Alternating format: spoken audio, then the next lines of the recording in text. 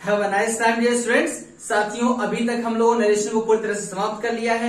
आज हम लोग जो चैप्टर शुरू करने जा रहे हैं साथियों, वो होगा आपका सिंथेसिस ऑफ सेंटेंसेस, यानी ग्रामर का दूसरा चैप्टर हम लोग सीखेंगे, सिंथेसिस ऑफ सेंटेंसेस। साथियों, ये ग्रामर का वो अध्याय है, वो लेसन है साथियों, जिसकी मदद से आप लोग इंग्लिश स्पीकिंग सीख सकते हैं। अगर आप इंग्लिश स्पीकिंग कहीं पे कोर्स करने जाएंगे, किसी भी इंस्टीट्यूट में अगर आप एडमिशन लेते हैं, वहां पर सीखना चाहते हैं इंग्लिश स्पीकिंग क्या है, तो साथियों वहां पर जो विशेष रूप से ध्यान दिया जाएगा वो सिंथेसिस पे ध्यान दिया जाएगा, क्योंकि सिंथेसिस ही वो चीज है साथियों जो कई सारे वाक्यों को मिला करके एक बनाता है, और एक बना करके क्या करता है साथियों, आपको बोलना सिखाता है, लोगों के सामने क्या करता है, आपकी बातों को रखना सिखाता है। तो साथियों, सिंथेसिस का मतलब लोग समझ लेते हैं। सिंथेसिस का अर्थ होता है साथियों संश्लेषण। क्या होता है?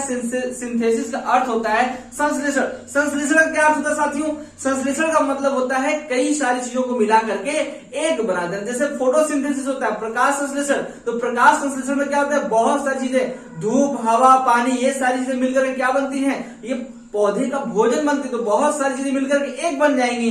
तो सिंथेसिस का मतलब होता है साथियों संश्लेषण, या इसी को बोलते हैं एकीकरण। एकीकरण मतलब कई सारी चीजों को मिला करके एक बना देना साथियों, तो वो क्या होगा, आपका सिंथेसिस हो जाएगा। तो यहां पर साथियों हम लोग सिंथेसिस पढ़ेंगे, लेकिन किसका? सेंटेंसेस का, वाक्यों का एकीकरण। यहां पर जो हम लोग पढ़ने वाले वो क्या पढ़ेंगे? वाक्यों का एकीकरण, यानी दिए गए बहुत सारे सेंटेंस होंगे साथियों, दो या दो से अधिक सेंटेंस होंगे, और उनको क्या करना होगा, उनको मिला करके एक बनाना होगा। साथियों, अगर आप इस वीडियो को नहीं देखते तो निश्चित रूप से आप बहुत कुछ आगे सिंथेसिस में मिस करने वाले हैं। तो बहुत महत्वपूर्ण है कि आप इस वीडियो को पूरा अंत तक बिना स्किप किए, बिना भगाए आप देखें।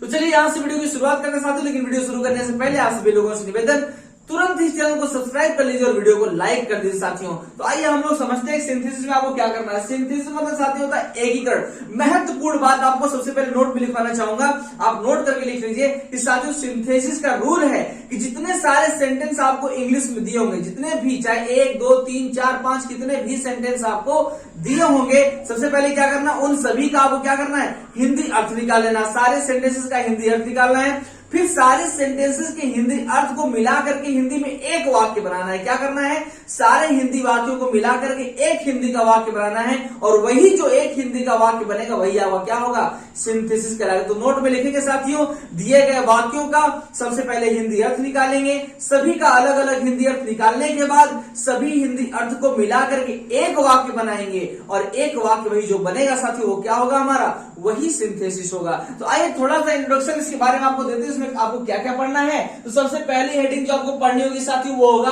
Combination of simple sentences into one simple sentence. यानी कॉम्बिनेशन, यानी कि साथियों आपको क्या करना है, कॉम्बिनेशन बनाना है, यानी कि संयोग कर देना है सिंपल सेंटेंसेस, साधारण वाक्यों को, इनटू वन सिंपल सेंटेंस, एक साधारण वाक्य। यानी बहुत सारे साधारण वाक्य आपको दिए होंगे और उन सभी को मिलाकर क्या बनाना है, एक साधारण वाक्य बनाना है। तो साथियों इसके अंतर्गत आपको क्या मिलेगा, आपको एग्जाम में सेंटेंसेस दे दिया जाएगा और उसके बगल में ऐसे ब्रैकेट में लिख दिया जाएगा सिंपल सेंटेंस। क्या कर दिया जाएगा, ब्रैकेट में लिख दिया जाएगा सिंपल सेंटेंस, यानी कि दिए गए सेंटेंस को किस नियम से बनाना है, सिंपल सेंटेंस वाले नियम से बनाना है। अब इस सिंपल सेंटेंस के अंतर्गत कितने हेडिंग होते हैं, ये आपको आगे हम चल करके जब इसका एक एक पार्ट अलग अलग पढ़ाएंगे तो वहां पर आपको हम बता देंगे साथियों। तो ये आपका हो जाएगा सिंपल सेंटेंस।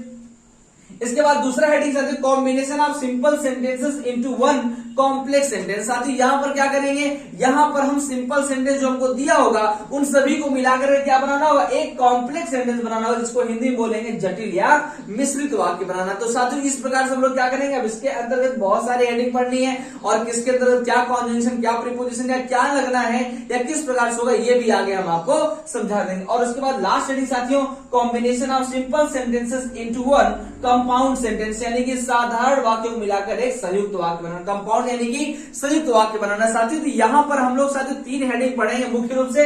पहली हेडिंग हो जाएगी combination of simple sentence into one simple sentence, दूसरा होगा combination of simple sentences into one complex sentence, और तीसरा होगा combination of simple sentences into one compound sentence. तो साथियों यहां पर हम लोग 3 हेडिंग पढ़ेंगे।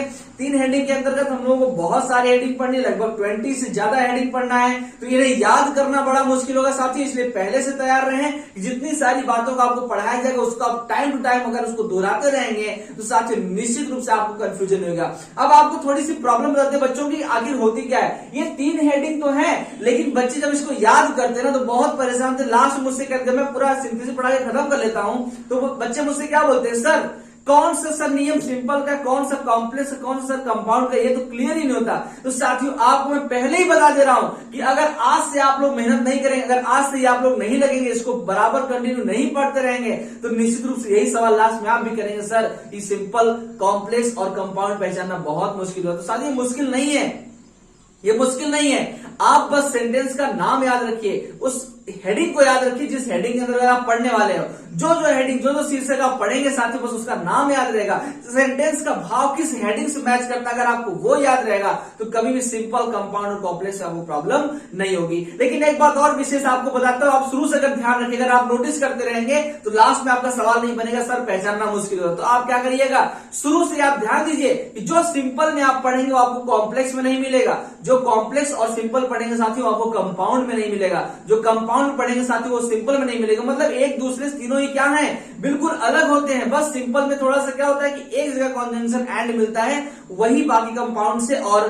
कॉम्प्लेक्स से मिलता है, बाकी और कहीं नहीं मिलता साथियों। तो उसको छोड़ करके बाकी कोई कंफ्यूजन ही नहीं है, आपको कहीं भी कंफ्यूजन नहीं होगा। इतना मस्त, इतनी आसान भाषा में आपको पढ़ाने वाले हैं साथियों कि निश्चित रूप से आपको सिंथेसिस बहुत आसान भाषा में समझ आ जाएगी। तो बिल्कुल अपने आप को तैयार रखिए।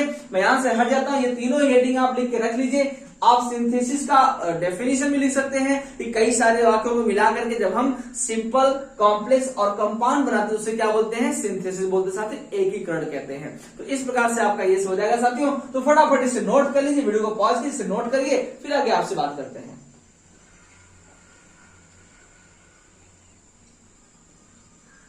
तो चलिए साथियों, आज के लिए बस इंट्रोडक्शन ही काफी है। आप इस बात को ध्यान रखिए कि आपको आगे जो भी पढ़ाया जाएगा उसको continue one video by one video आपको क्या करना है, लगातार देखते रहना, समझते रहना, बताई गई बातों को ध्यान में रखना है। क्वेश्चंस भी आपको जो दिए जाएंगे उसको आप सॉल्व करते रहिएगा, तो निश्चित रूप से आपको सिंथेसिस आ जाएगा। अगर आप इंग्लिश स्पीकिंग करना चाहते हैं, इंग्लिश में बात करना चाहते हैं साथियों, तो महत्वपूर्ण चैप्टर है कि सिंथेसिस, तो आपको मन से पढ़ना ही पड़ेगा। तो चलिए यहां से मैं वीडियो की खत्म करता हूं, यहां से वीडियो को समाप्त करता हूं। लेकिन हमेशा की तरह आपको क्या करना है, आपको साथियों इस वीडियो को शेयर करना उन लोगों तक जो ग्रामर सीखना चाहते हैं, जो ग्रामेटिकली करेक्ट बोलना चाहते हैं, जो इंग्लिश स्पीकिंग सीखना चाहते हैं, उन सभी तक वीडियो को शेयर करना है। चैनल को सब्सक्राइब कर लेना है, वीडियो को लाइक कर देना है। ज्ञान बांटते रहिए क्योंकि ज्ञान बांटने से ही बढ़ता है। जय हिंद, जय भारत।